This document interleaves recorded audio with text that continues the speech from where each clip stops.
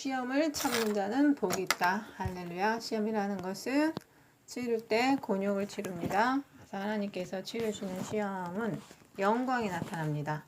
하나님께서 자기의 의를 보이시기 때문에 그렇습니다. 그러나 이 시험을 견디는 자는 복이 있는데 견디지 못하는 자는 어떻게 될까요? 바로 걸려 넘어지게 되는 것입니다. 그래서 시험을 이겨내서 예수님께서 40일 금식 후 광야를 이끌려서 사단의 시험에 들려졌습니다. 돌이 떡이 되게 하라는 사단의 유혹을 이겨내시고 말씀으로 물리쳤습니다.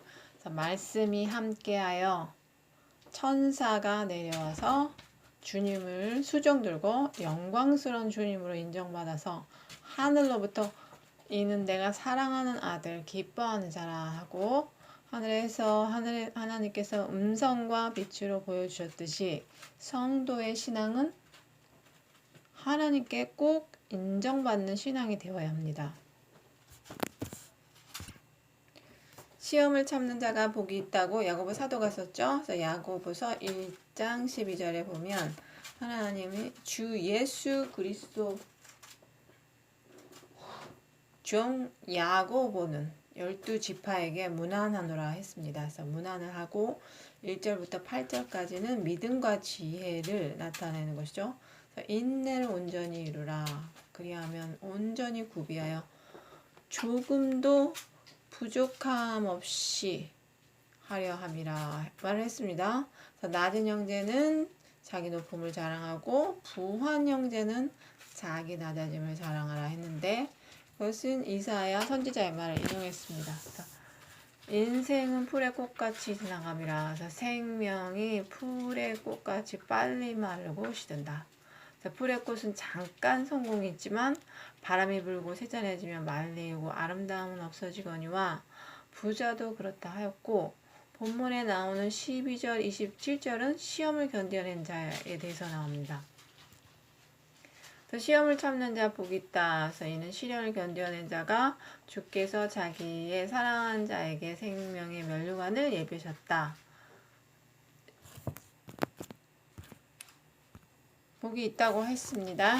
시험을 받는 자는 참는 자는 복이 있다. 그리고 베드로전서 1장 6절에 보면 그러므로 너희가 이제 여러 가지 시험을 인하여 잠깐 근심하게 되지 않을 수 없었으나 오히려 크게 기뻐하도다라고 했습니다. 그래서 그리스도인들은 영혼 구원을 확실하게 보장하고 있죠. 하나님께서. 그렇기 때문에 여러 가지 시험으로 인해서 고통을 당하기도 하지만 결코 낙심할 필요는 없다는 거죠. 이 시련을 통해서 하나님께서 반드시 영광과 존귀로 함께 하시기 때문에 우리에게는 신앙을 더욱더 견고케 하고 또한 우리가 믿음의 그 장성한 분량으로 나아갈 수 있도록 도우시기 때문에 기뻐하라고 베드로 사도도 이렇게 말했습니다. 그리고 1장 7절에 보면은 베드로전서에 너의 믿음의 시련이 불로 연단하여도 없어질 금보다 귀하여 예수 그리스도가 나타나실 때 칭찬과 영광과 존귀를 받게 하려 함이라. 또 베드로 사도도 야고보와 사도와 같이 이렇게 말을 했습니다. 그렇기 때문에 이 시험을 참는 자는 복이 있는데 13절에 보면 하나님께서 성도에게 주시는 시험이 있습니다. 그러면 이 테스트는 우리가 하나님께서 연단을 위해서 주시는 시험이시죠. 베드로 사도도 이렇게 말했죠. 금이나 은같이 불로 받는 이런 연단이라고 그랬잖아요. 금과 은은 풀무불에 들어가야지만 재련을 해야지만 그런 연단이 있어야 금이 나오는 거죠. 금은 그냥 나오는 게 아니죠. 그렇듯이 하나님도 성도의 유익을 위해서 테스트를 한다. 이 테스트를 하는데 이런 시험을 참는 자는 복이 있다. 그래서 사람이 시험을 받을 때 하나님께 시험을 받지 받는다 하지 말아라 이렇게 했어요. 13절에 나오면. 그러면 하나님은 아무에게도 시험을 하지 아니하신다. 이것이 무엇이냐? 테스트를 말하는 것이 아니라 하나님이 주신 연단의 의미와 성도의 유익을 주기 위해서 주는 재련과 같은 단련과 같은 테스트가 아니라 템테이션을 말하는 것입니다. 그래서 템테이션은 악으로부터 오는 것인데 하나님은 악에게 데블에게 시험받지 아니하시고 친히 아무에게도 시험하지 아니하신다. 하나님은 시험과 악의 시험이 다른 것입니다. 그리고 14절에 왜 다르냐? 오직 각 사람에게 시험을 받는 것은 자기 욕심에 끌려 미혹이 되었다. 오직 각 사람 한 사람 한 사람이 이 템테이션을 받은 것은 자기의 욕심, 나의 마인드죠. 자신들의 마인드에 이끌려서 미혹되었다. 그래서 미혹되었는데 어디에 미혹되었습니까? 자기의 마음에 미혹이 되었다. 그래서 마음의 미혹이 무엇이 있겠습니까? 15절에 나오죠. 욕심이 잉태한 즉 죄를 낳고 욕심이 자라나서 품었더니 죄를 낳고 죄가 커서 뭐가 되느냐? 자라게 된다. 자라게 돼서 그 다음에 또 낳는데 무엇을 낳느냐? 잉태해서 낳고 해서 사망을 낳는다. 그래서 이 사망을 낳는데 어디서부터 와서 사망을 낳았습니까? 하나님께로 온 것입니까? 하나님 말씀하셨죠? 아담과 하와에게 선악을 알게 하는 나무의 열매 먹지 말라. 이 나무는 죽는 나무이다. 너희가 이것을 먹으면 정령 죽으리라. 사망 권세를 가진 자가 하와를 미혹했죠. 뱀의 모습으로 에덴 동산으로 들어와서 선악과 열매를 먹게 했어요. 근데 사실 이 먹는 것과 먹지 않는 것은 인간의 의지죠. 미혹을 했어도 선악과의 열매를 봄으로써 먹음직하고 보암직하고 사단의 말을 듣고 보았더니 미혹의 영에게 이제 걸려들은 것이죠. 그래서 선악과를 따먹고 아담을 불러들여서 선악과를 먹고 하나님의 명령을 어기고 불순종하여서 이제 쫓겨나게 된 것입니다. 그래서 에덴 동산에서 선악과를 먹고 하나님 명령 어기고 불순종하여서 쫓겨나게 되었습니다. 그래서 에덴 동산에서 욕심이 나서 욕심이 잉태하여서 죄를 낳고 욕심을 품었더니 죄가 자라나고 죄가 자라나서 죄를 낳고 죄가 장성하여 어떻게 됐습니까? 사망에 이르니라 하고 야곱의 저자의 말이며 하나님의 말씀입니다. 16절 보시겠습니다. 그래서 내 사랑하는 형제들아 속지 말라. 사랑하는 형제들아 속지 말라 했습니다. 여기 왜 속지 말라고 했을까요? 보기 좋고 이끌려간다. 이것이 바로 선악과입니다.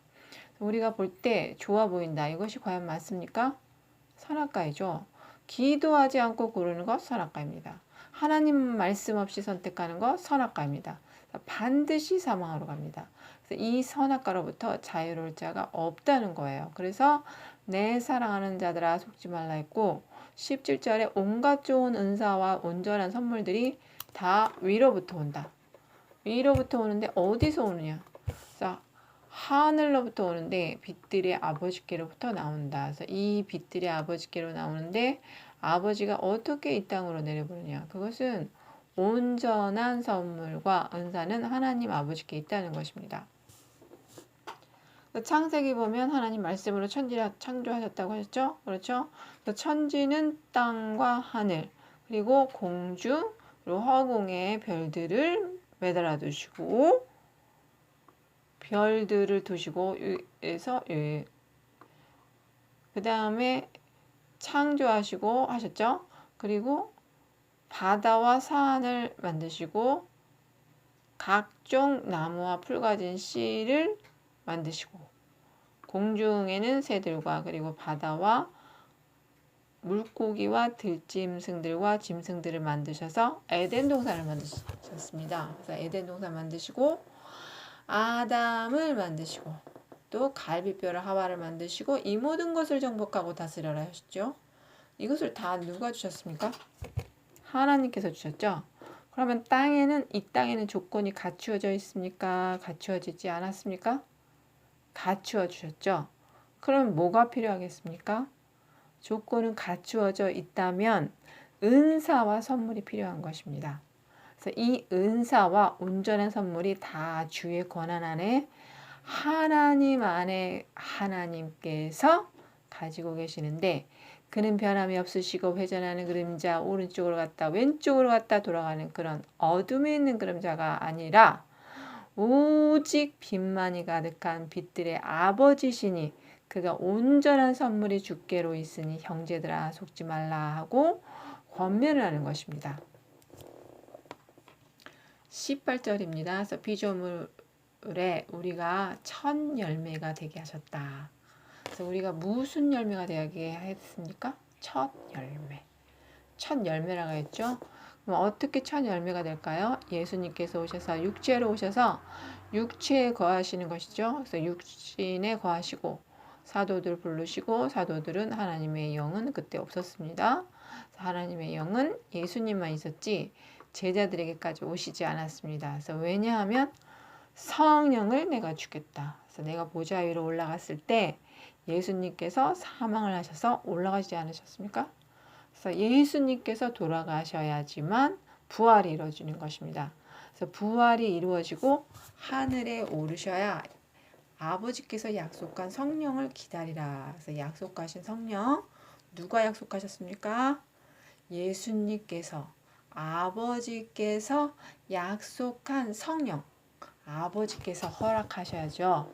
그러면 보좌 위에 예수님이 앉으셔야 됩니다. 그래서 앉으시고 그때 약속하신 성령이 내려오셔서 제자들에게 각 사람 머리에 각각 성령을 보여주시는 것입니다.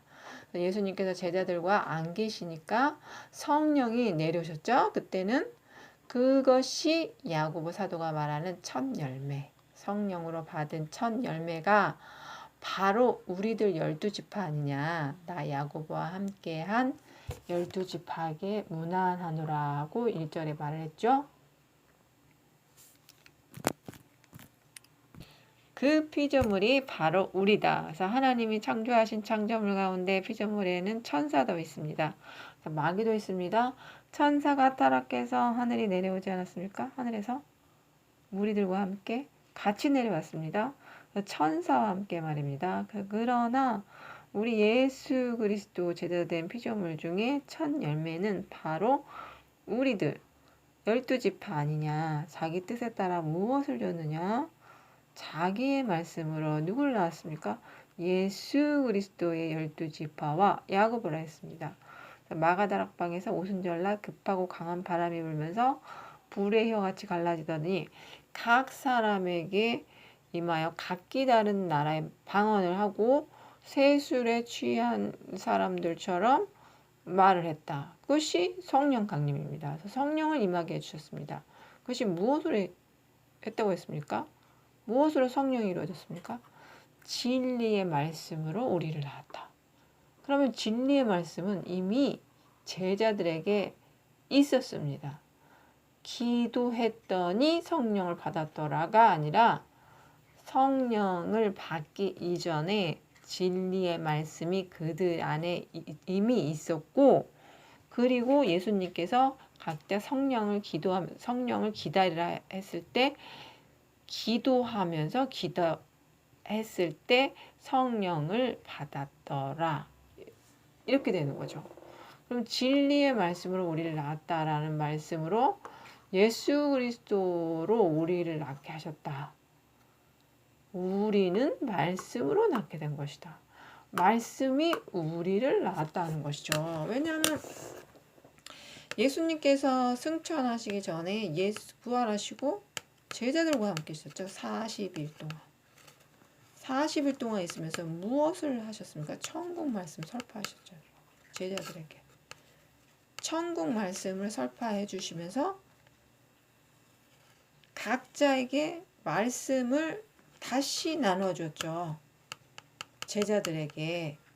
왜냐면 예수님 돌아가시기 이전에 십자가 질 때 제자들은 이미 진리의 말씀이 있었지만 말씀이 있지만 시리에 차 있었었고, 그리고 엄청난 데미지를 입었어요.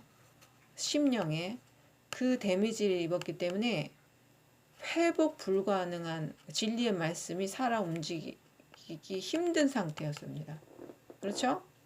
그러니까 멘붕된 상태이기 때문에 멘붕된 상태, 이것을 가지고 하나님 말씀을 대신해서 전파할 수 있는 능력은 전혀 없었던 상태입니다. 이미 탈진한 상태고 실신한 상태이기 때문에, 멘붕 상태이기 때문에 되지가 않았죠. 그렇기 때문에 예수님께서 부활해서 다시 나타나셔서 제자들에게 본인이 살아있다는 것을 보여주면서 도마에게는 의심치 말라. 보지 않고 믿는 자가 복되도다. 이렇게 얘기를 했고, 그리고 제자들에게는 다시 기운을 차리기 위해서 떡과 고기를 부어주시면서 이들에게 먹게 해주면서 다시 회복을 시키시고, 그리고 신체적인 회복을 시키게 한 다음에, 그 다음에 어떻게 했습니까? 하나님의 주시는 하늘의 신령한 말씀과 진리의 말씀을 우리 하나님께서 제자들에게 한 사람 한 사람 다시 재정리하셔서 말씀을 다시 되새겨 주셨습니다. 그렇기 때문에 이들은 알았을 것입니다. 우리 하나님이 그렇게 하셨지, 그렇게 했지, 우리 예수님이 그때는 이렇게 하셨지, 맞아, 그랬었어, 주님이 하신 말 맞아, 그랬었어 하고 다시 마인드를 시켜서 다시 제자로서의 기능이 돌아갈 수 있게끔 하나님이 하셨습니다. 그리고 나서 우리 하나님께서 올라가실 때 성령을 기다려라. 나는 올라가지만 너희들에게 각 사람